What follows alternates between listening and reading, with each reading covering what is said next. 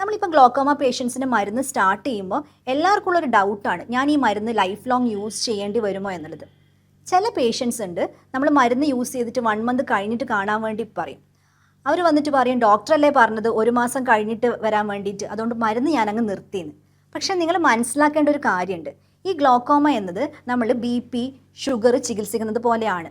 മരുന്ന് യൂസ് ചെയ്യുന്നത് അസുഖം പൂർണ്ണമായി മാറാനല്ല, മറിച്ച് അത് കൺട്രോൾ ചെയ്ത് വെക്കാൻ വേണ്ടിയിട്ടാണ്. സിമ്പിളായി പറയുകയാണെങ്കിൽ നമ്മുടെ കാഴ്ചക്ക് വേണ്ടിയുള്ള ഒരു ഇൻഷുറൻസ് ആണ് ഈ ഐ ഡ്രോപ്സ്. പക്ഷേ മിക്ക പേഷ്യൻസും ചെയ്യുന്ന ഒരു തെറ്റുണ്ട്, എൻ്റെ കണ്ണിന് കാഴ്ചക്ക് പ്രശ്നമൊന്നും ഇല്ലല്ലോ എന്ന് കരുതി മരുന്ന് അങ്ങ് നിർത്തും.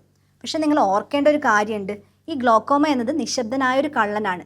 നിങ്ങൾ ഈ ഡ്രോപ്സ് നിർത്തുന്ന ഓരോ ദിവസവും നിങ്ങളുടെ കണ്ണിലെ പ്രഷർ കൂടുകയും ഓപ്റ്റിക് നെർവിനെ ഡാമേജ് ചെയ്യുകയും ചെയ്യുന്നു.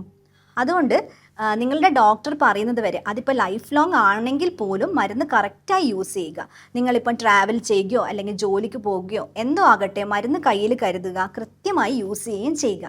അപ്പോൾ ഗ്ലോക്കോമ പേഷ്യൻസ് ആരും മരുന്ന് മുടക്കരുത് കേട്ടോ.